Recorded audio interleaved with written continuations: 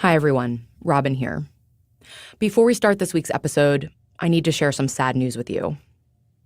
Henry Henderson died last week.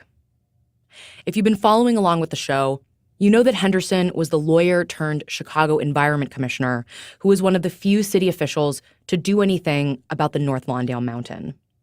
He spent years battling John Christopher's illegal dumps, however imperfectly. Henderson had lung cancer, and he had recently entered hospice care. He was just 66 years old. After Henderson left city government, he went to work for the Natural Resources Defense Council, or NRDC, a kind of legal aid fund for the environment. As the group's longtime Midwest director, he spearheaded a host of initiatives.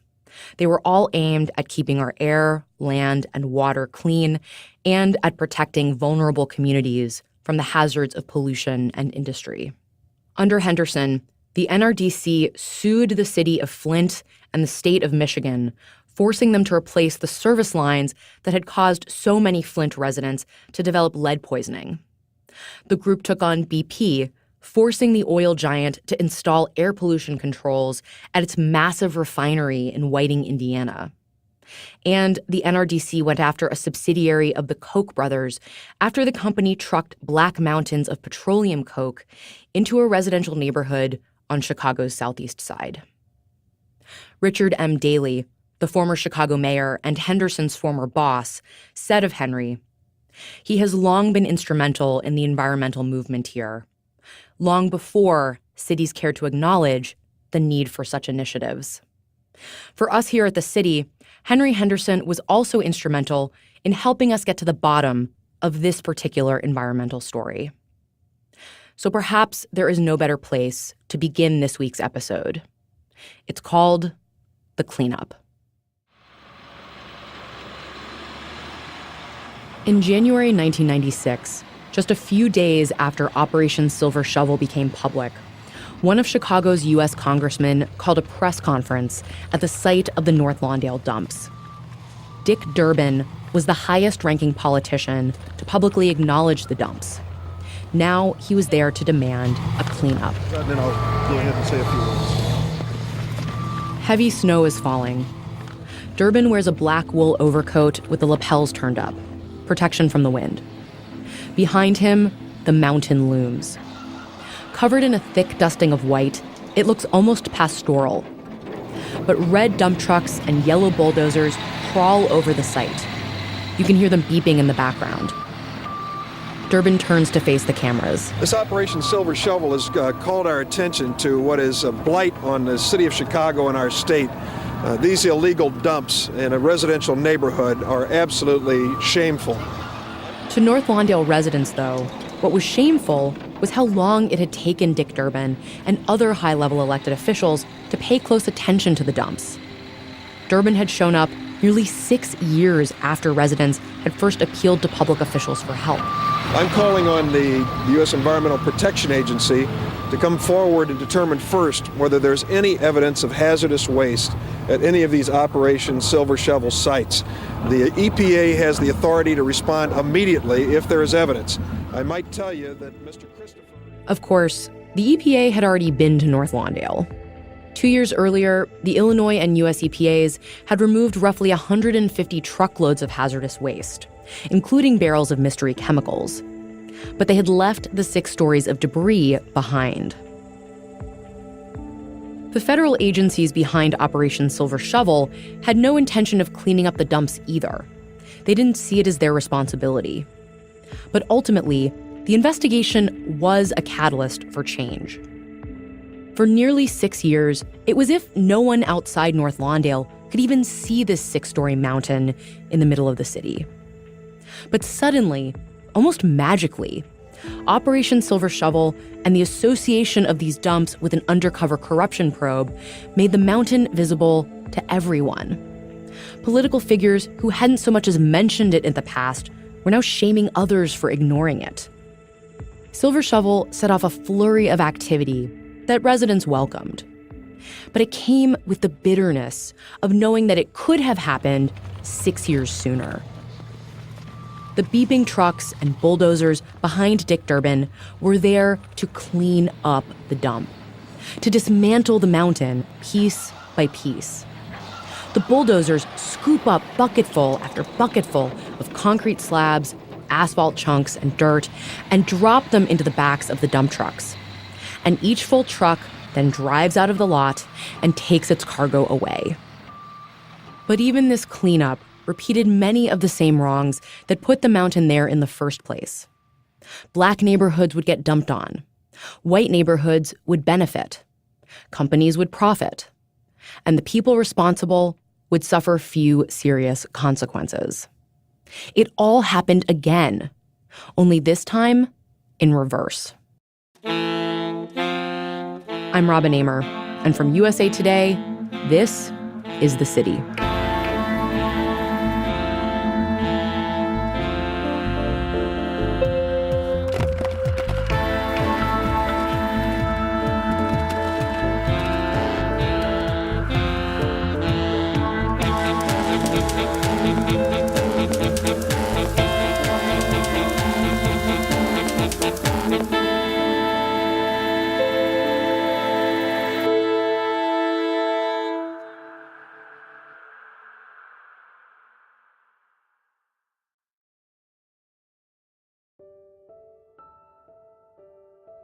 All through the winter of 1996, the cleanup continued.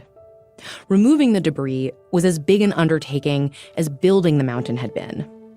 Block Club president Gladys Woodson had watched in those early days as John Christopher set up shop and allowed trucks to dump a block from her home. Now she watched the process slowly rewind. That's sort of good, because I'm saying, wow, now it's gone. It's going to be gone. Can you tell us what that was like? Dusty, bow dust, with the trucks coming in to get the stuff. But at least they sprayed the street down, which Chris John never did. Never did. North Lawndale residents had conflicting feelings about the cleanup and all this new attention being paid to their neighborhood. On one hand, they were glad to see the dumps go. On the other hand, they resented the public figures who had not seemed to care about their neighborhood before the corruption probe. Here's Rita Ashford, who had protested the dumps, and her daughters, Sharina and Michelle. You know how long we were out there fighting that dump? Silver shovel broke, and it was all like a puff of smoke. And everything changed. That's right. It disappeared. It disappeared. It just was there one day, gone the next. Because they were rolling all night long. They would be rolling all night long, getting it out of there once it broke. And when you looked up, the power went from where, the kids used to run up and then stand on the top. It went from being up there to, it was like, oh, it's gone. If it hadn't have been for Silver Shovel, we still would have been dealing with that dump probably right now today. Yes, if it hadn't been for Silver Shovel, we would have still been fighting that dump. Others asked the obvious question. Where was all this attention and scrutiny when the problem was simply illegal dumping in a black neighborhood? Here's Miss Woodson again. We done lived through 5 years of this stuff. There's people that done had asthma attack, there's people that own oxygen machines that, and we have few people to move out of the neighborhood, just moved because they could no longer stand the dust and stuff. In late February 1996, about 5 weeks into the cleanup, the environment-focused public radio show Living on Earth sent reporter Shirley Jihad to check on the cleanup. She visited North Lawndale and talked to people who lived in the 2 apartment buildings that stood on the very same lot as the dump. One of the people she interviewed was Keith Wardlow, a father of 2 who worked as a custodian at a local university. The view from Keith Wardlow's back porch isn't pretty, but it is awesome. It is simply called the mountain. 700,000 tons of debris. Now that's the mountain. Now you're seeing the mountain. You see how tall that is? You see how tall that is? How far it is? Now that's the mountain. Keith Wardlow expressed many of the same sentiments as his neighbors. The feds should have cleaned up this dump years ago, rather than letting it continue to grow while using John Christopher as a mole to catch politicians taking bribes. One crook trying to prosecute another crook. To me, if you're so concerned about what they had there, why you ain't in the neighborhood trying to see who got infected from the dirt? That's what you should have been doing first, instead of trying to find out who took some money. The Wardlow family had suffered for years living next to the dump. Now, the damage to their home, and they believed their health, continued during the cleanup. Keith Wardlow's house shakes every time trucks roll in and out of the dump site. He always keeps his windows closed and covered with plastic in a vain effort to prevent dust blowing off the heap from settling in his apartment. He says his 4-year-old son, Keno, has contracted severe asthma. The boy's mother, Deborah Wardlow, says the child has to breathe through a machine, a nebulizer. He's on it twice a day, and sometimes the machine doesn't work, so I have to rush him to the emergency room. The company doing the cleanup was Lindall Brothers, a well-connected firm that had been owned by the same family for 3 generations. It had dug the trenches for the Hancock Building and other downtown skyscrapers, and had built the international terminal at O'Hare Airport. And Lindall Brothers was here to do the cleanup because they were also one of the companies that had dumped there in the first place. Lindall Brothers and 8 other companies had allegedly saved millions of dollars by dumping in John Christopher's lots, rather than taking debris from their job sites to a legal, permitted landfill. The city had dropped these companies from its lawsuit against John Christopher, hoping they would settle and participate in a cleanup. That had not worked. The companies denied dumping. So in 1995, the city sued them again. Lindall Brothers agreed to settle with the city, but a judge only approved the settlement after the takedown, after the pressure and media scrutiny sparked by Silver Shovel. Under the terms of the settlement, Lindall Brothers did not admit to breaking the law. But the company agreed to remove 100,000 cubic yards of debris from the dumps. That's equivalent to more than 9,000 trucks full of debris. The city later said that it settled with 9 companies, including Lindall Brothers, for a total of $900,000. But that was a fraction of the overall cleanup costs. Reporter Shirley Jihad was able to talk to a construction foreman from Lindall Brothers, a man named Rick Bohr. Because Lindall Brothers wouldn't talk to us for this story, it's the only tape we have of someone from the company talking about the cleanup. It's been here so damn long and so high that it's a problem. How many trucks do you have coming in and out a day? Truckloads off that mountain? About 120. How long will you be at it? Oh, 3-4 months. It'll be a while. Lindall Brothers agreed to pay for its share of the cleanup. They even agreed to pay the city $10 for every truckload dumped at designated disposal sites. But the terms of the settlement also gave Lindall Brothers permission to use any debris it removed for its own purposes, including reselling it to other companies to use in their road repair projects, which meant that technically the company could make money off the cleanup. And there would be no long-term consequences for the company's very lucrative relationship with the city. Lindall Brothers was not barred from doing business with the city. Quite the opposite. Since the cleanup began more than 20 years ago, Lindall Brothers and its joint ventures have scored hundreds of millions of dollars in city contracts. But more importantly for North Lawndale, this portion of the cleanup was only one part of the solution, as reporter Shirley Jihad noted. Even after Lindall Brothers cleans up its share of the mess, though, 600,000 tons of trash will remain. And at this point, in the winter of 1996, the city had not figured out who would clean up the rest. They should have never put that stuff there. Yeah. People get sick. That's probably got all kinds of, it's a health hazard in the first place. Mm-hmm. Rats, cats, dogs, you know. It's just a health hazard. You can look at it and tell. When John Christopher first started dumping in North Lawndale, Gladys Woodson and her fellow block club captains had written letters to every public official they could think of who might be able to help them. City agencies, Mayor Daley, at least one member of Congress. We wrote to everybody from who's who to who's that. Ms. Woodson says they also wrote to civil rights groups like the NAACP and to Reverend Jesse Jackson, the civil rights activist whose Rainbow Push Coalition is based in Chicago. We told him what was happening with our neighborhood, and we asked him could he come and help us. Ms. Woodson says they never heard back from Jesse Jackson. At least, not until the camera crews arrived. The silver shovel story broke, and then the next thing I saw was Jesse Jackson standing on top of the pile saying, yeah, we did this, and we were saying, no, you didn't. Yeah, he stood there and took credit for a lot of the stuff that had been done. But that was way after the fight. Jesse Jackson, the iconic civil rights activist and Baptist minister, had first come to Chicago in the early 1960s to attend seminary. He would later march with Martin Luther King Jr. in Selma and push for an end to apartheid in South Africa. But over the decades, his critics have also accused him of jumping from media storm to media storm, of seeking the limelight as much as he sought justice.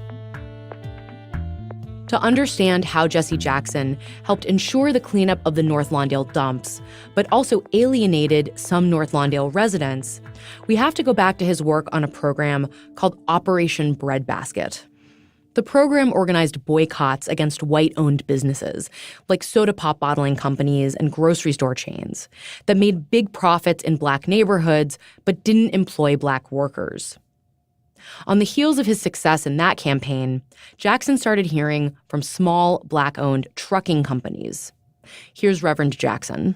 And so, for example, we found guys who maybe had 2 or 3 trucks, and they were just kind of hustling as best they could. These truckers complained that they were not getting as many waste hauling contracts as their white counterparts.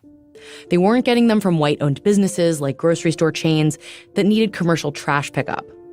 And that meant that they were missing out on a lot of money. If you get, say, a 3-year contract with a chain store, you pick up 6 cans a day, you can take that letter of intent, get a letter of credit, you can get new trucks, and you're in real business. They were not getting as many contracts from the city either. Local news reports from the time said that Black-owned firms got just 14% of city contracts, even though Black people then made up about 37% of Chicago's population. And city contracts were where some of the real money was. A city contract for hauling waste, or sludge as Jackson jokingly calls it, could be worth millions of dollars. And we didn't realize that they say sludge is fudge if you're on the trucks. But I'm sorry, you said sludge is fudge if you're on the trucks? You're on the trucks. What does that mean? It means that it's considered dirty work. If you're on the trucks, it's a very lucrative business. The way Reverend Jackson tells it, when he learned about Operation Silver Shovel and the mountain of debris in a Black West Side neighborhood, he realized that the cleanup presented a unique opportunity, a potential silver lining to a really bad situation.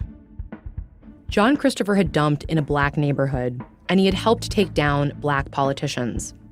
And if you recall, he'd done it in part by scheming to get contracts intended for Black-owned businesses. It was one of the scams he had used to bribe the aldermen. Jackson did not fight for compensation for people from North Lawndale, whose homes had been damaged or whose children had been harmed. But someone was going to get paid to clean up that site. And Reverend Jackson believed that if anyone was going to make money off the site now, it should be Black-owned businesses. We just have the right to remove the debris in our own community because it was obviously going to be a good, lucrative job for someone to have the job. Better them, he reasoned, than white-owned firms like Lindahl Brothers, firms that had been responsible for the dumping in the first place. So those who put it there should make money from locating it in the community. They make money from removing it. We should at least have the right to get paid for removing it. So in January 1996, as Lindahl Brothers was removing its portion of debris from the site, Reverend Jackson came forward with a proposal. He wanted the city to hire Black-owned trucking firms to clean up the rest of the dumps. But according to Jackson, Mayor Richard M. Daley was hesitant to sign on to the plan. At first, I think that was resistance because the insiders who usually get these kind of jobs were demanding their right to get them. And we demanded the right to circumvent that system. We reached out to former Mayor Daley for comment, but he didn't respond. So Jackson turned to the same kinds of protest tactics that had worked for him time and time again.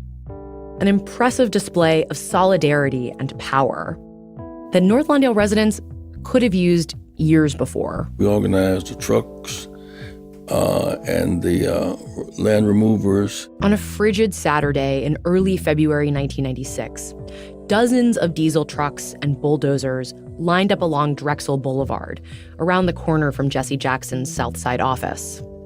Black truckers had plastered their rigs with signs that read, "We want our fair share," and "Hire us to clean up the dump."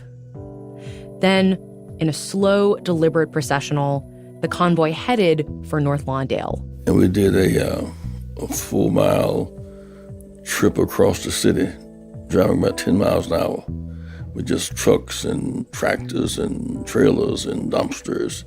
And we lined up and drove across the city. It stopped traffic for 2 or 3 hours. This mobile protest of black truckers was meant to draw attention and to prove that they were capable of the cleanup. There was no reason to say we couldn't remove it because we had dumpsters and trailers and trucks and drivers, and everything was required. Jackson led the caravan. As they drove, they were followed by a police escort. Onlookers raised their fists in a gesture of solidarity. When the trucks arrived in North Lawndale, they encircled the dump and blasted their horns. They were not given a warm welcome. Lindahl Brothers was still in the process of removing its portion of the debris. And knowing the caravan was headed its way, the company had blocked the entrance to the site with a 3-foot mound of dirt and a pair of bulldozers. According to the Chicago Defender, 2 police cars also blocked the entrance. Jackson accused police of siding with Lindahl and told reporters, "This is not Lindahl's dump." According to the Defender, Jackson then told 2 black truckers to squeeze through the 2 police cars and mow down the blockade. But before that could happen, the police negotiated a kind of truce, and the convoy was able to enter the lot and rally. It was then that Jackson hopped up on a tractor to address the crowd. Jackson threatened to continue the protests into the summer, when the Democratic National Convention was scheduled to come to Chicago. The Tribune characterized his threats this way: "Give us what we want, or watch as we wreak havoc on your big, important party this summer." It was only then that Daley agreed to hire black-owned firms to clean up the dumps. That was our nonviolent protest, and it worked.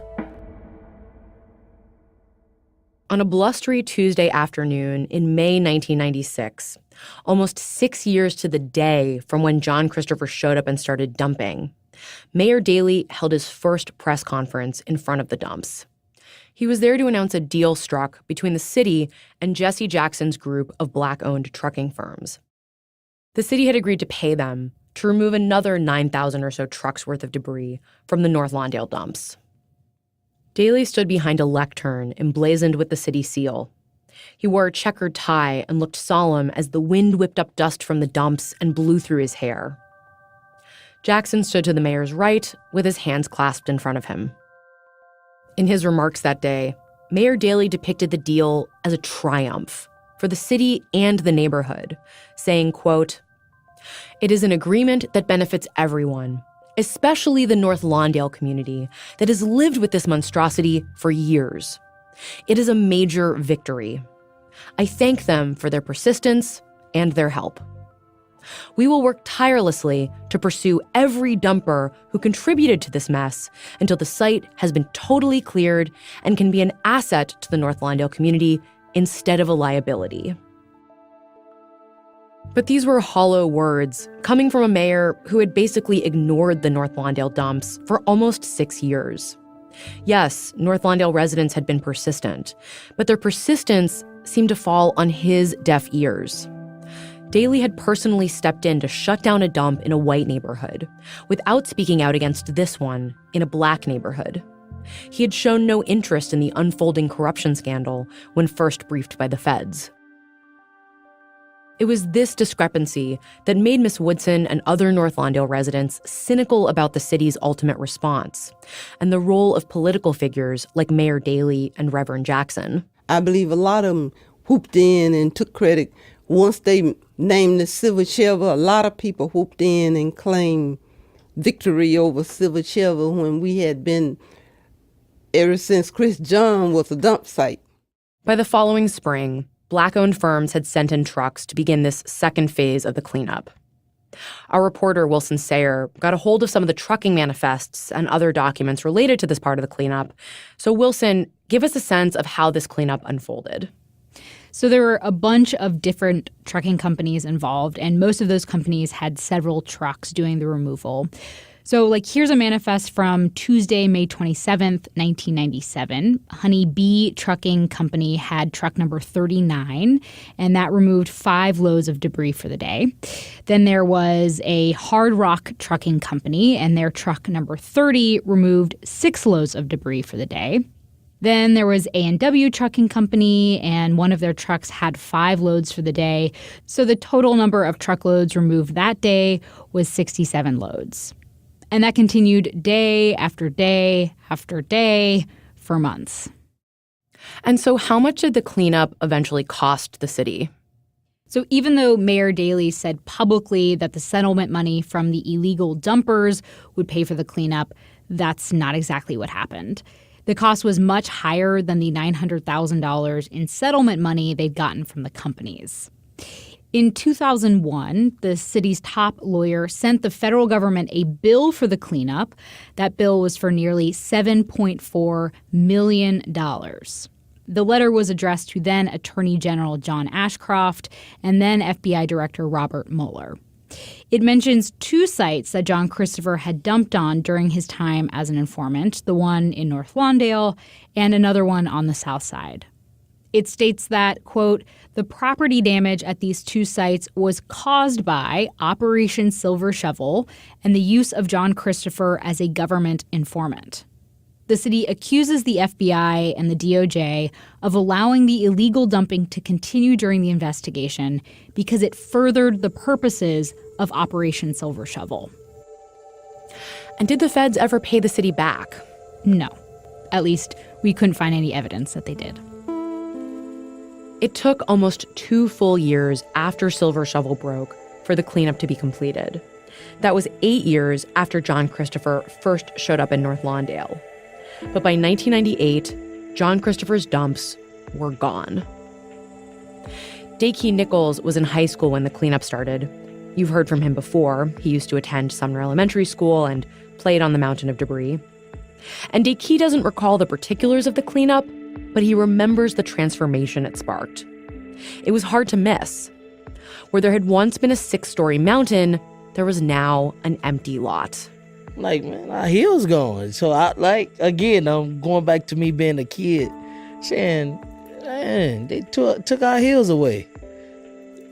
But like I said, me growing into the man I am now, really appreciate where it's at now. It's gorgeous far as what it used to look like.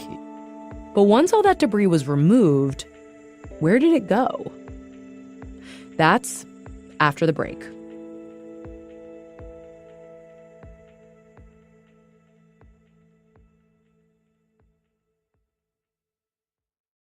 So, you need to hire.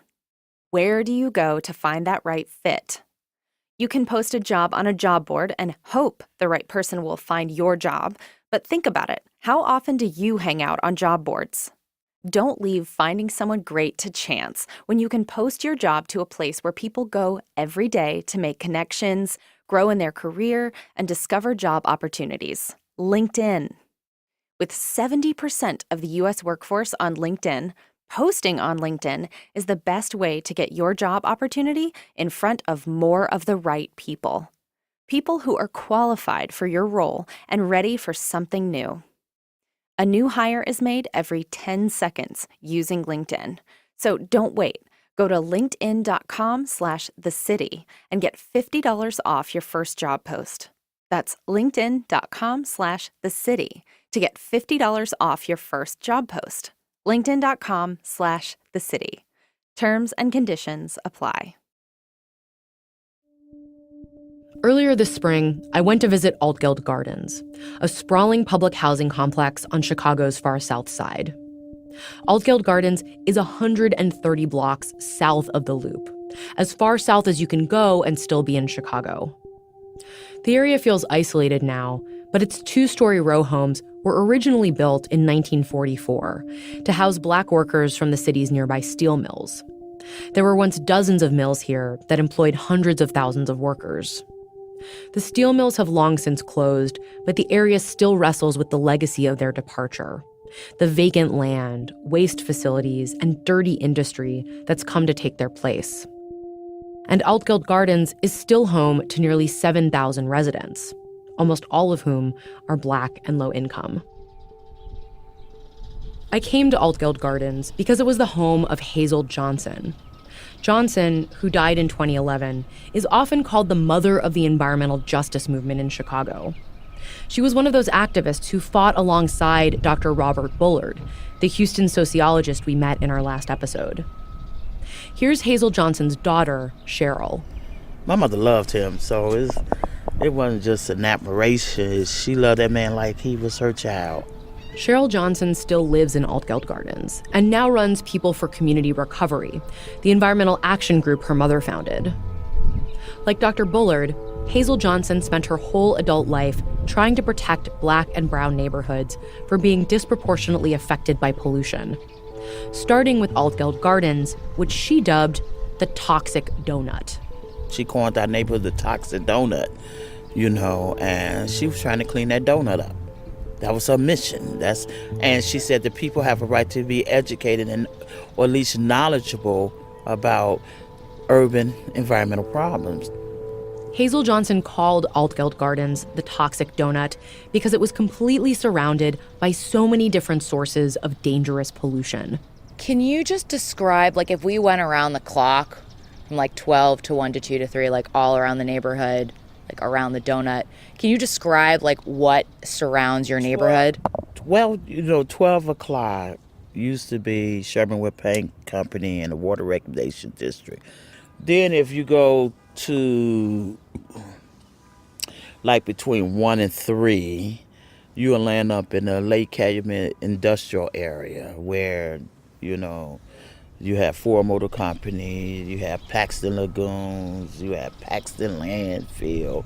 And a hazardous waste incinerator that burned PCBs, a known carcinogen. Then when you get to from 3 to 6, a lot of manufacturing and a lot of open space, contaminated but open, and landfills. This area used to carry 50 landfills. 50 landfills.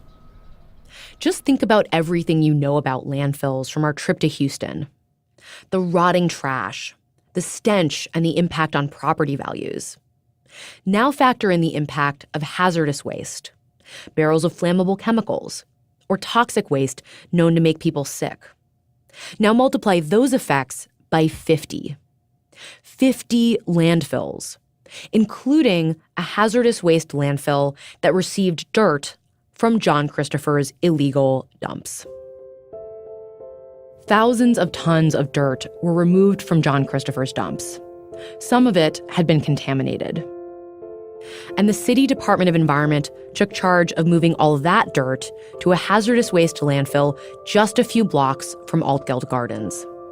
In the process, this contaminated dirt was effectively moved from one Black community to another, one that had been fighting environmental battles for decades. The landfill near Altgeld Gardens was one of the few hazardous waste disposal sites in Chicago at the time. The city didn't have many other options.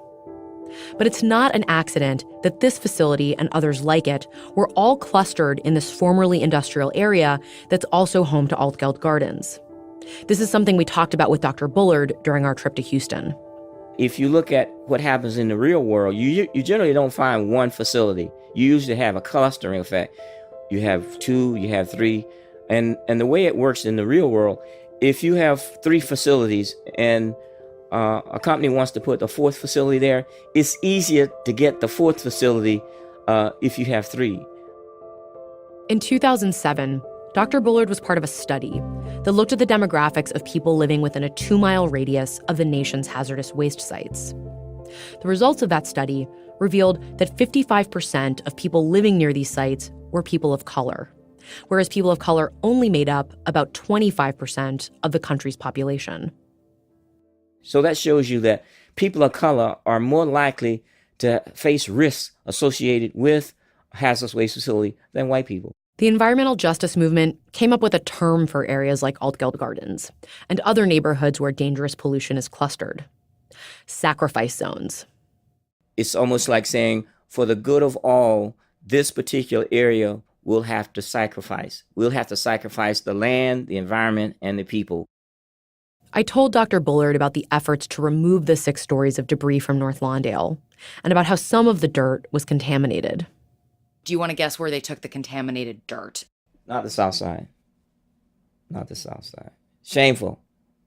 Next door to Altgeld Gardens. That's right. I've toured that facility. I've been there. That's where they took it. Well, again, environmental injustice. When you get justice, one place you still don't get justice because there's a limited number of places that people consider where you can put this stuff. And that's not justice. That's partial victory and partial justice.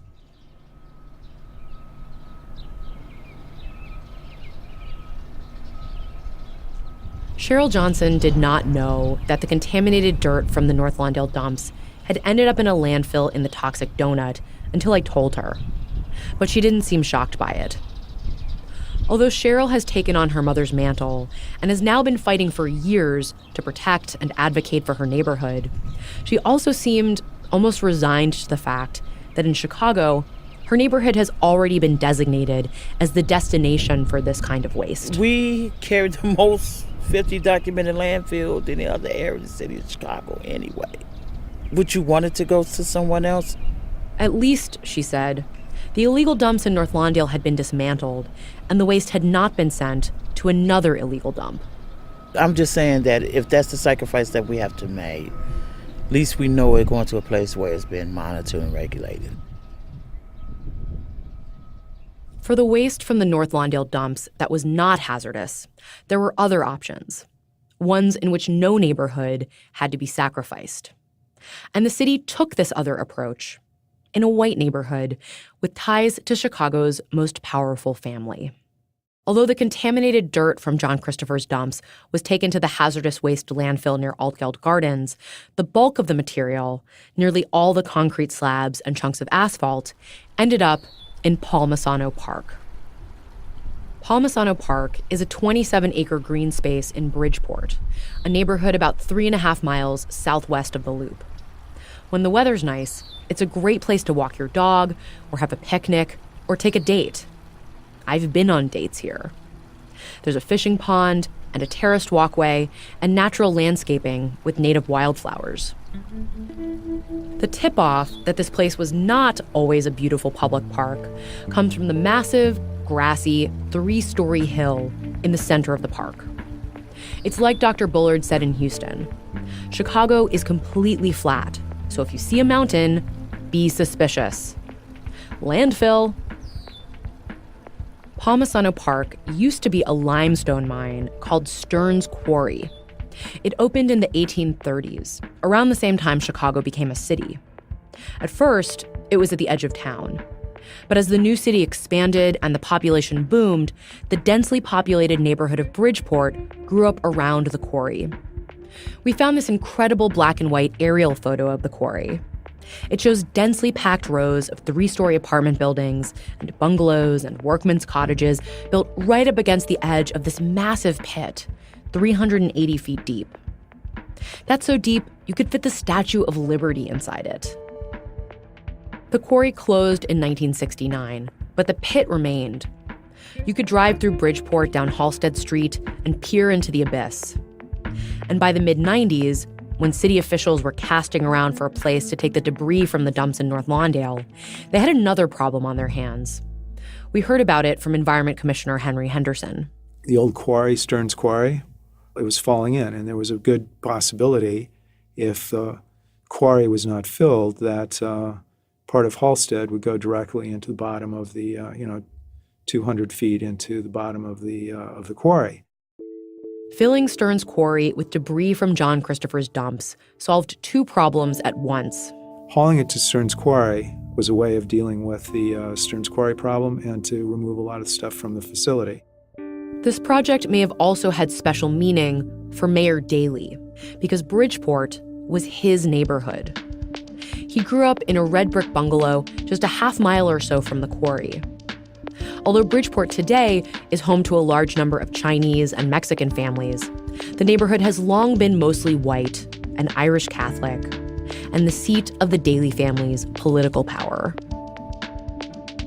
In other words, the waste shipped to Bridgeport, a white neighborhood with ties to the Daleys, was transformed into a beautiful park. The waste shipped to Altgeld Gardens, a poor black neighborhood without access to the halls of power, was not. The transformation from limestone quarry to public park was actually alluded to in Boss, a short-lived TV show that was basically a thinly veiled dramatization of Mayor Richard M. Daley's time in office. Kelsey Grammer starred as Mayor Tom Kane. Midway through season 1, Mayor Kane becomes embroiled in a political scandal that seems loosely based on the story of the North Lawndale dumps. Mayor Kane had given the green light to an illegal dump that then poisoned the water supply of a nearby suburb. And now the town's residents are threatening to sue the city. As the media pounces on the story, Mayor Kane ducks their questions and goes back to his old neighborhood to find solace in his favorite local watering hole. He's known the bar's owner since he was a political neophyte. The two of them take a walk around Palmisano Park, where a trio of boys are standing by the water. There's people are fishing down there. Yeah. In the mornings, they come to watch for birds. From a chemical dump to a fucking Garden of Eden. The quarry before that. Someday somebody will come along and convince the city to build condos next to the fishing pond. Turn it into something else. In real life, after the debris was removed from North Lawndale, the lot that had been home to the mountain became an empty 21-acre lot, one of the biggest undeveloped parcels on Chicago's west side. So in 1998, the city moved to buy the land and redevelop it. And in order to redevelop that land, the city began to try and convince the residents of North Lawndale to let them turn it into something else, as Mayor Kane put it. And that meant forcing out some of the residents who had lived through the worst of the dumping. Well, they claimed there was going to be a big movie theater, I think. Ain't that what they was talking about back then? They said a big movie theater, but every time we go to Chicago, ain't nothing nothing there. We never see nothing but empty land. I tease my wife all the time. They made us move for nothing. And they really made us move for nothing. That's next time on The City. The City is a production of USA Today and is distributed in partnership with Wondery. You can subscribe to the show on Apple Podcasts, Spotify, or wherever you're listening right now. If you like the show, please rate and review us. And be sure to tell your friends about us. Our show this week was reported and produced by Wilson Sayer, Jenny Casas, Sam Greenspan, and me, Robin Emer. This episode was edited by Amy Pyle, with additional editing from Matt Doig. Ben Austin is our story consultant. Original music and mixing is by Hannes Brown. Legal review by Tom Curley. Additional production by Taylor Macon, Phil Corbett, Isabel Cockrell, and Bianca Medias. Our executive producer is Liz Nelson. Chris Davis is our VP for Investigations. Scott Stein is our VP of Product.